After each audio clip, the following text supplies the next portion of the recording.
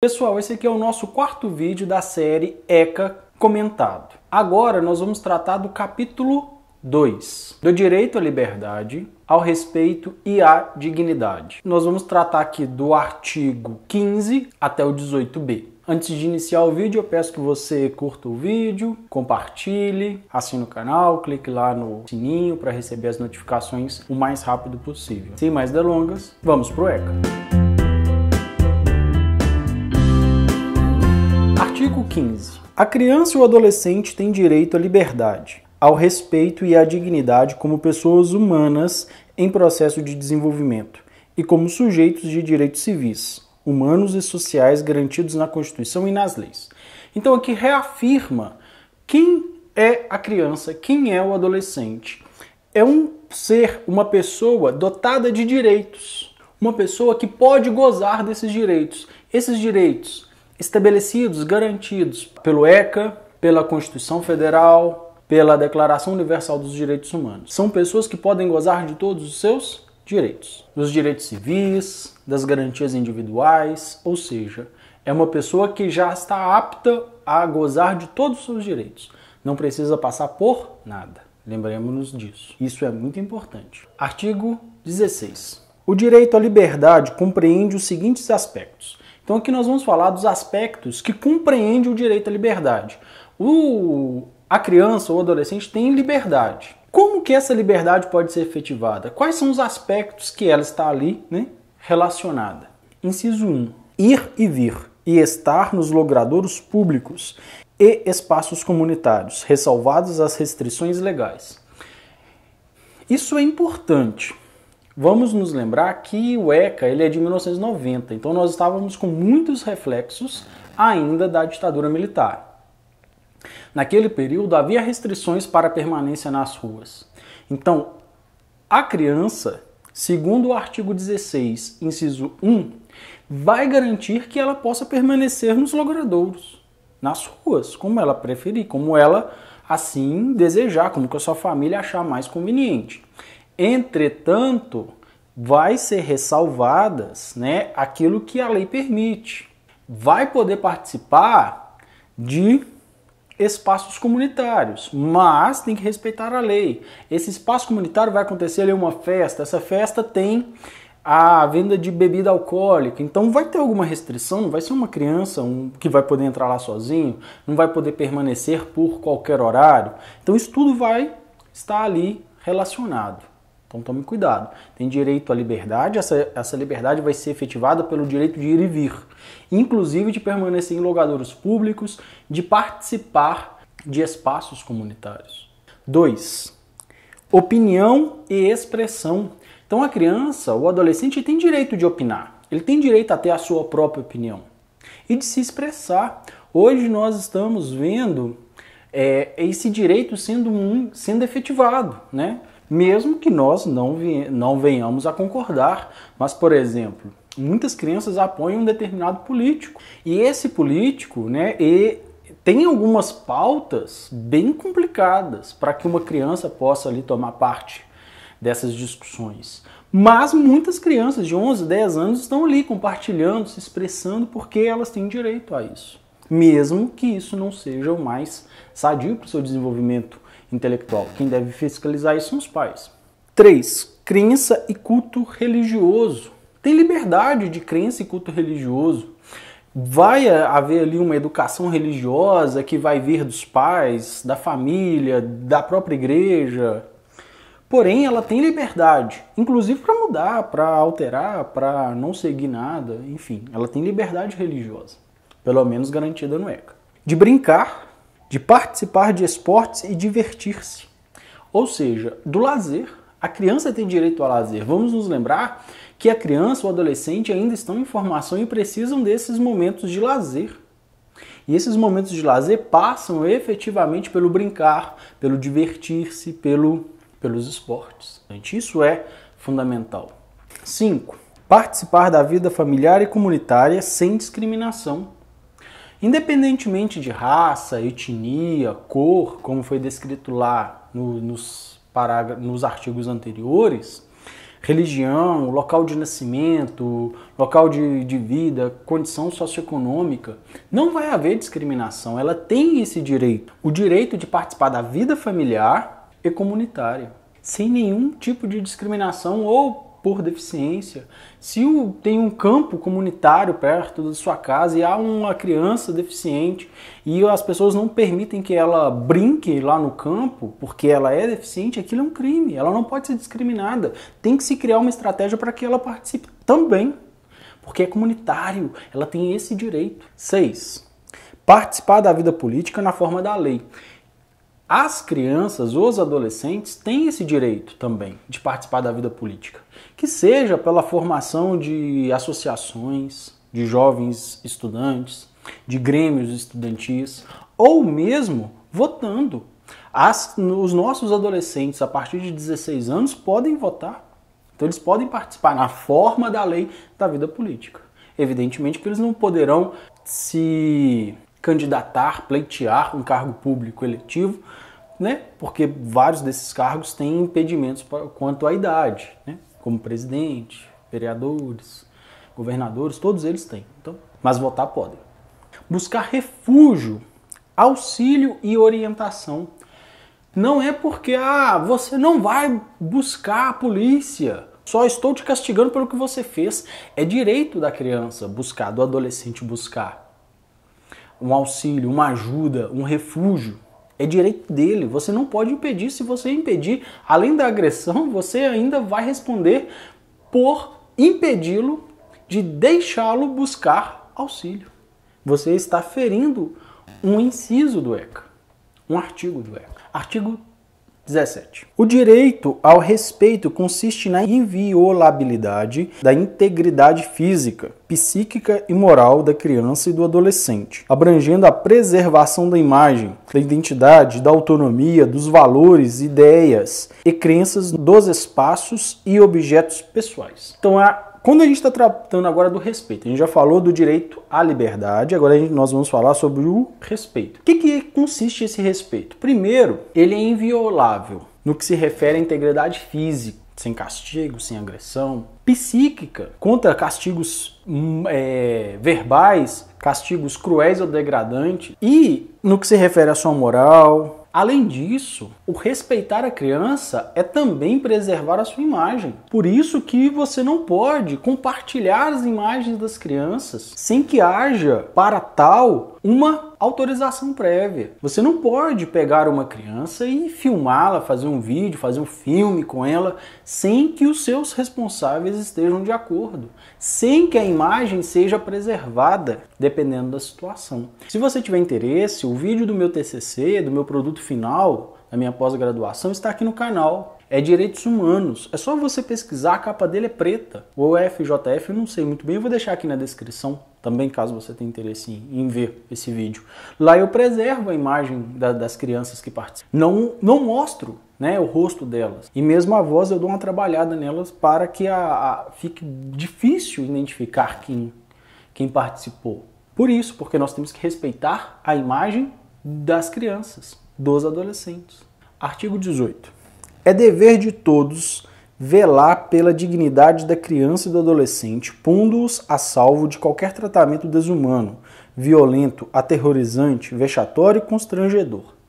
Então, é dever de todos. Aqui são todos, é geral, é todo mundo. É o poder público, é a comunidade, é a sociedade civil organizada, é a sociedade no geral, são os professores, os médicos, a família, todo mundo tem a obrigação de impedir que esse tipo de ocorrência aconteça. Tem que permitir que o nosso educando fique longe de tratamento desumano, que trate o ser humano de forma vexatória, que ele tenha um tratamento violento ou constrangedor.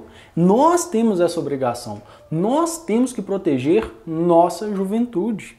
É a obrigação de todos. Por isso que se você se depara com uma situação que se enquadre em uma dessas ocorrências aqui, você deve tomar medidas para impedir que isso aconteça. É sua obrigação como cidadão, é sua obrigação como professor, é sua obrigação como brasileiro. 18A. A criança e o adolescente têm direito de ser educados e cuidados sem o uso de castigo físico ou tratamento cruel ou degradante, como formas de correção, disciplina, educação ou qualquer outro pretexto, pelos pais, pelos integrantes da família ampliada, pelos responsáveis, pelos agentes públicos executores de medidas socioeducativas ou por qualquer pessoa encarregada de cuidar deles, tratá-los, educá-los ou protegê-los. Então a criança ela não pode passar por nenhum tipo de castigo, seja lá qual for a desculpa para aquele castigo. É disciplina, é educação, é correção, seja o que for, você não pode agredi-lo fisicamente ou agredi-lo de forma cruel ou degradante. Não pode, isso não pode ocorrer. Aí, dentro do 18A, tem um parágrafo único. Para fins desta lei, considera-se.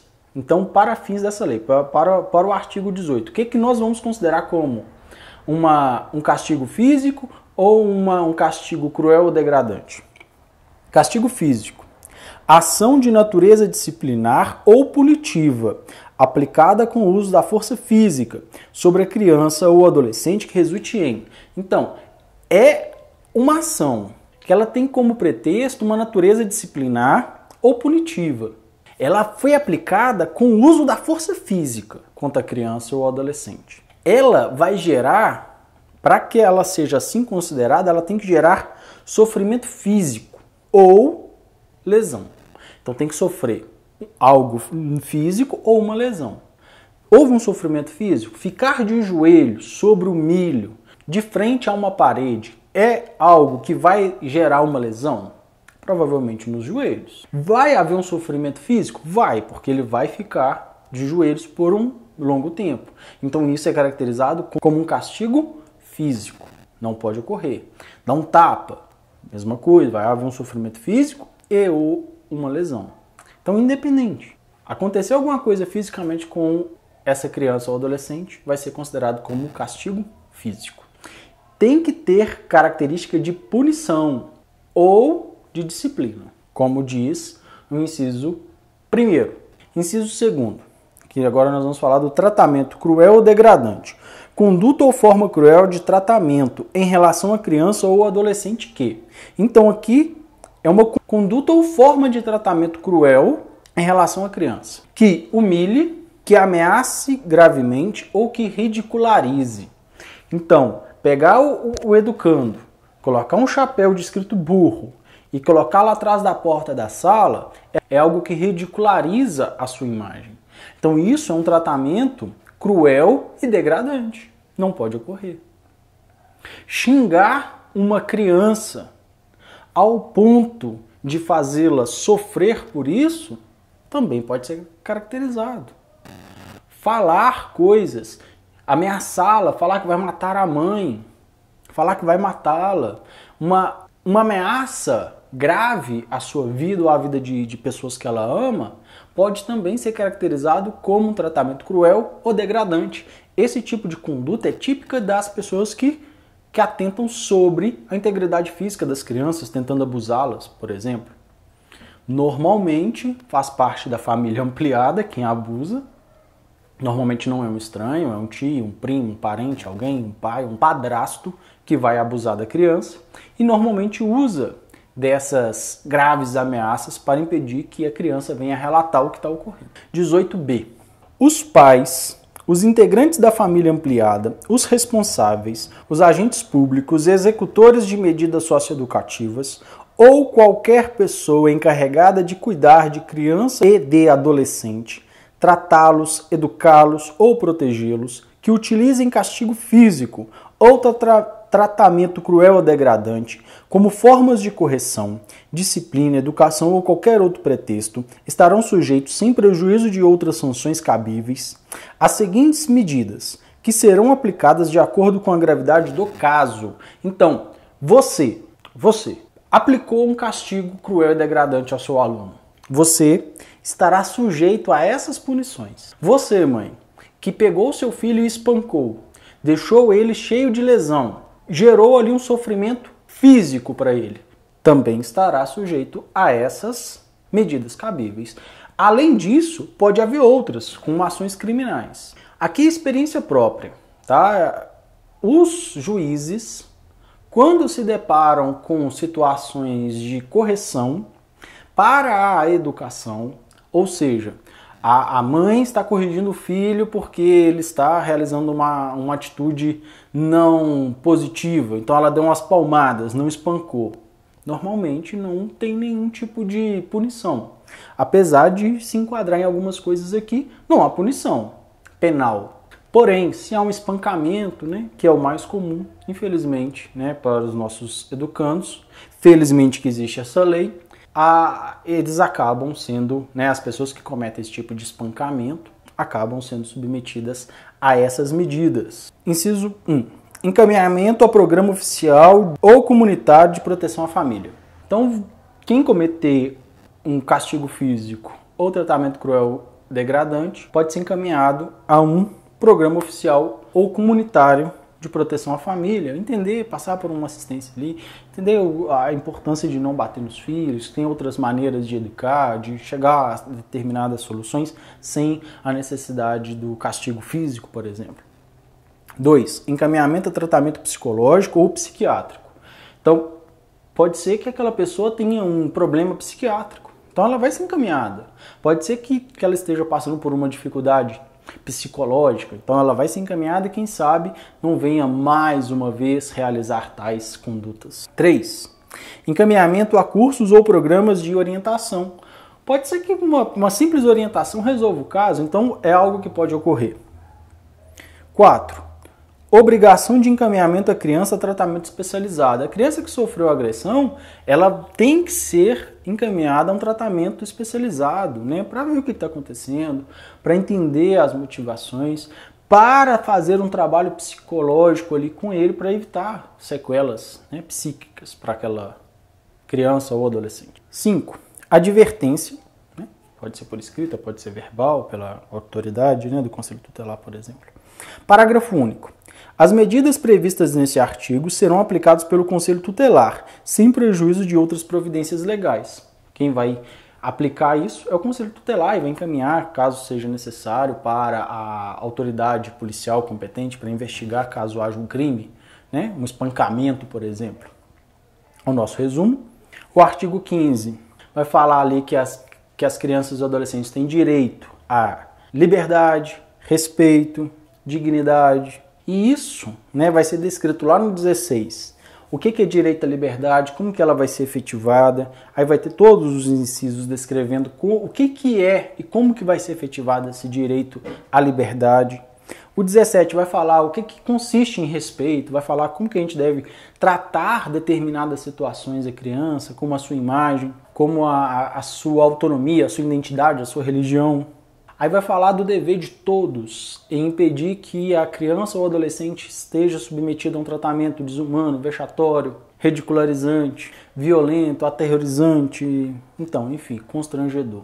O 18A vai falar que toda criança tem direito de ser educado em todos os quesitos, em todos os lados, sem nenhum tipo de castigo físico ou tratamento cruel ou degradante. Vai falar no parágrafo único, né?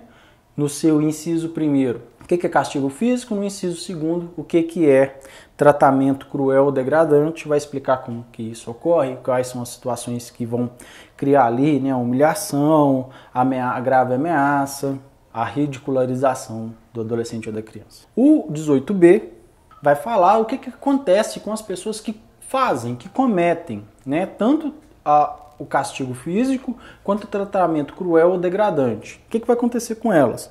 Aí vai ter lá 5 incisos falando da advertência, do encaminhamento a tratamento psiquiátrico ou psicológico, ao encaminhamento de programas oficiais, ou seja, de todas as formas de todas as coisas que vão acontecer caso aconteça no seu grupo familiar, ou na sua escola, ou seja, quem estiver ali convivendo com a criança, que cometa, né, uma ação degradante, um castigo físico ou uma conduta cruel ou degradante. O parágrafo único vai dizer que quem vai aplicar isso é o Conselho Tutelar. Espero que vocês tenham gostado do nosso vídeo. Não se esqueça de assinar o canal, compartilhar, curtir. Isso nos ajuda muito, é de graça, você não perde nada e me ajuda bastante. Eu agradeço quem chegou até aqui.